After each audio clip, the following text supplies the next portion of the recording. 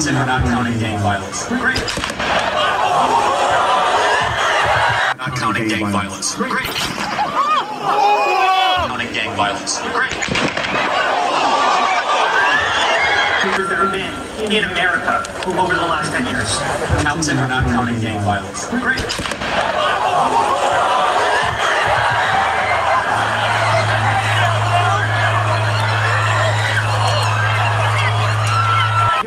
You know how many massacres there have been in America over the last 10 years?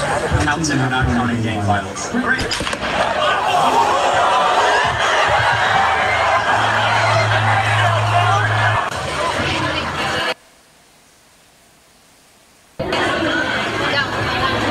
Townsend are not counting gang violence. Great.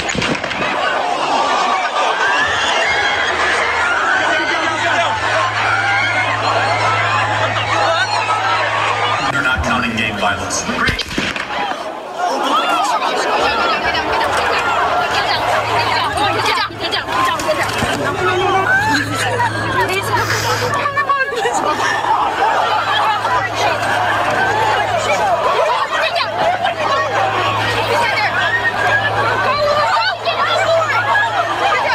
To my great fellow Americans, I am filled with grief and anger at the heinous assassination of Charlie Kirk on a college campus in Utah.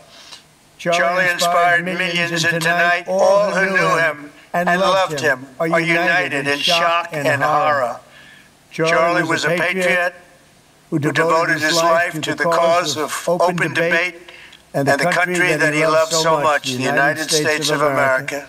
He fought for liberty, democracy, justice, and the American people. He's a martyr for truth and freedom, and there's never been anyone who was so respected by youth.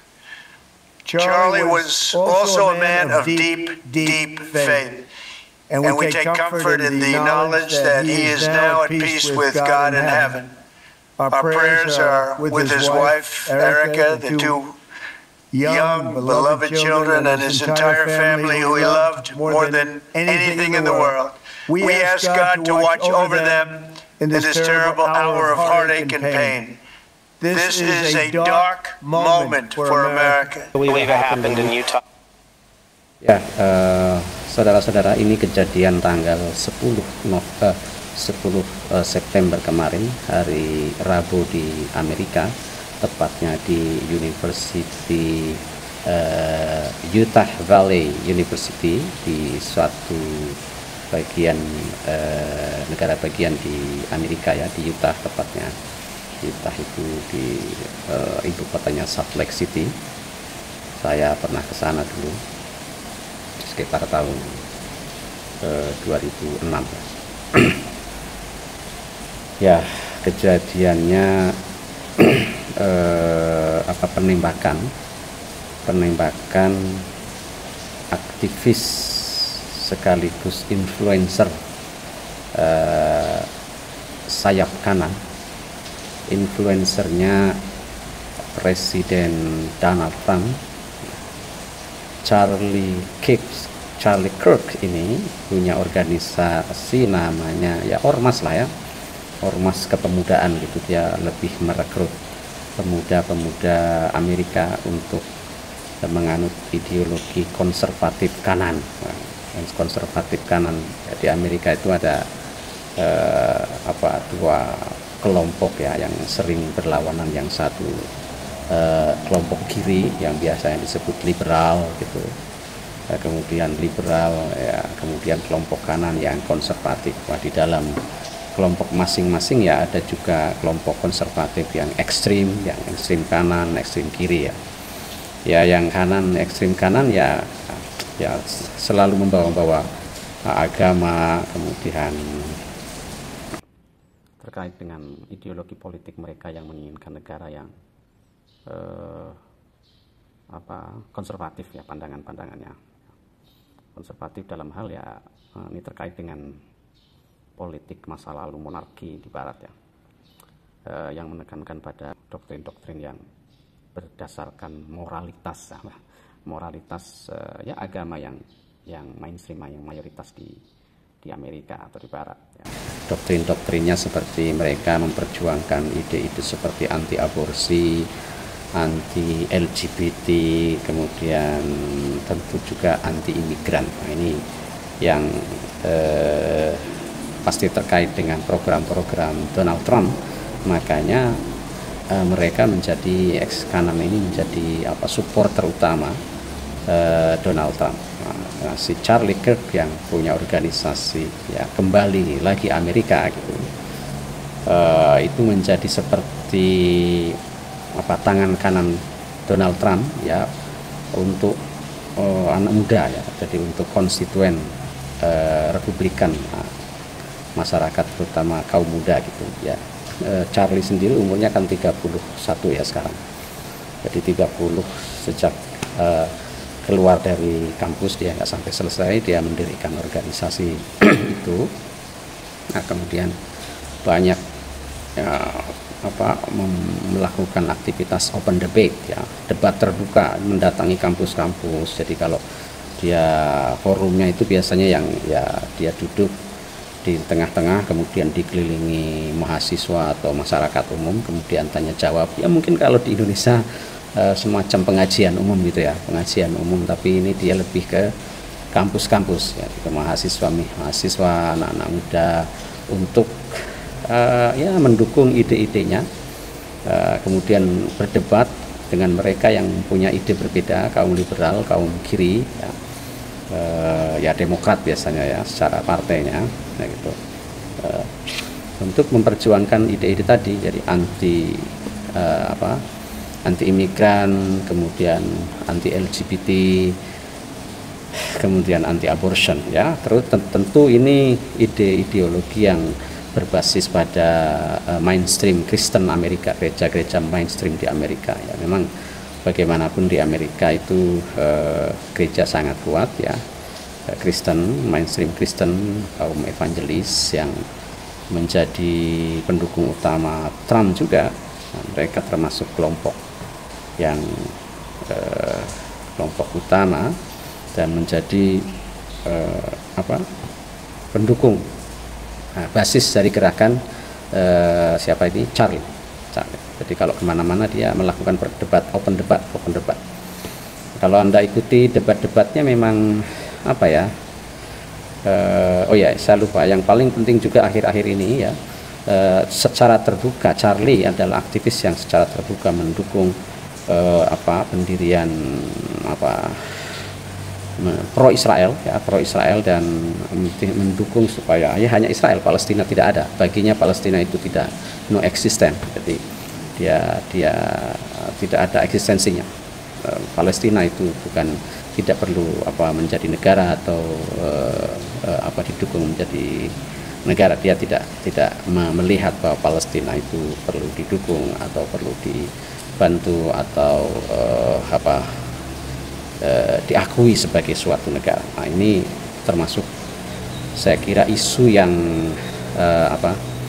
yang pasti panas ya di Amerika, karena akhir-akhir ini sejak 7 Oktober tahun lalu publik Amerika terus ramai berdemo antara pro dan kontra terhadap mendukung Palestina ya.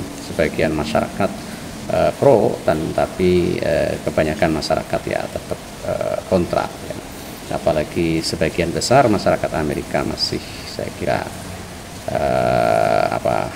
kekuatan gereja sangat kuat, kemudian kaum konservatif akhir-akhir ini konservatif kanan sangat kuat, sehingga dukungan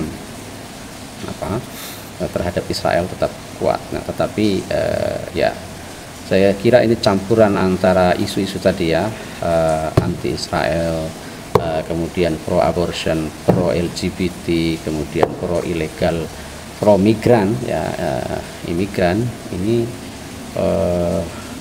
ya yang kemudian mungkin memicu kebencian kepada gerakan Charlie dan pemikirannya ya. Tapi ini tadi memang satu momen yang sangat mengerikan ya. Dia artinya di sejarah penembakan public figure di Amerika, mungkin ini salah satu momen yang yang sangat bersejarah ya, yang jarang-jarang terjadi, dan saya kira ke depan akan memberikan atau menimbulkan efek yang entah nanti ada polisi baru atau kebijakan baru atau sikap baru, kemudian mungkin yang paling terlihat pasti perpecahan yang lebih kentara antara kaum kanan dan kaum kiri ya. Satu lagi saya lupa, jadi Charlie ini pro anak-anak weapon, jadi senjata, jadi kebebasan bersenjata bagi masyarakat Amerika itu termasuk salah satu yang diperjuangkan isunya oleh Charlie. Ya, keteririsan dengan, saya kira keteririsan soal imigran tadi, inilah yang kemudian juga imigran, kemudian keteririsan soal Palestina, ini juga kemudian yang saya kira ke depan kewaspadaan terhadap Muslim ya di Amerika ini semakin meningkat, apalagi ya saya kira sejak Donald Trump berkuasa memang Islamofobia, kemudian alert terhadap kewaspadaan kepada orang Islam. Bahkan si Donald Trump kan pernah membuat policy untuk melarang beberapa imigran atau pendatang dari beberapa negara Muslim ya, dari Timur Tengah. Bahkan ya sebagian bukan Timur Tengah juga, yang banyak orang Muslim itu mendapat semacam pembatasan ya. Apa saja mereka, entah visanya pelajar, ya ini menggambarkan satu dinamika penting di Amerika tentang anti imigran yang kemudian juga beririsan dengan isu pro Palestina, yang di dalamnya dua isu itu terkait dengan komunitas Muslim di Amerika ya. Dan kita tidak, artinya ini salah satu juga fenomena perkembangan yang menarik soal kewaspadaan masyarakat Barat terhadap Muslim ya. Saya kira untungnya saya tadi melihat di video lain bahwa ternyata pelakunya bukan dari kalangan Muslim ya. Jadi sepertinya ini tidak akan terkait dengan soal masyarakat atau komunitas Muslim, ini lebih pada ideologi kiri liberal ekstrim yang mungkin terkait dengan isu-isu yang bertentangan dengan apa yang diperjuangkan, apa yang disampaikan oleh si Charlie tadi, Charlie Kirk yang tadi soal mempersenjatai sipil, kebebasan bersenjata bagi sipil, kemudian anti abortion, anti LGBT, anti imigran, yang ini menjadi isu yang sangat kuat dan banyak diperjuangkan oleh kaum kiri di Amerika. Oke, terima kasih. Jangan lupa untuk like and subscribe. Kita akan sambung di kesempatan yang akan datang. Terima kasih.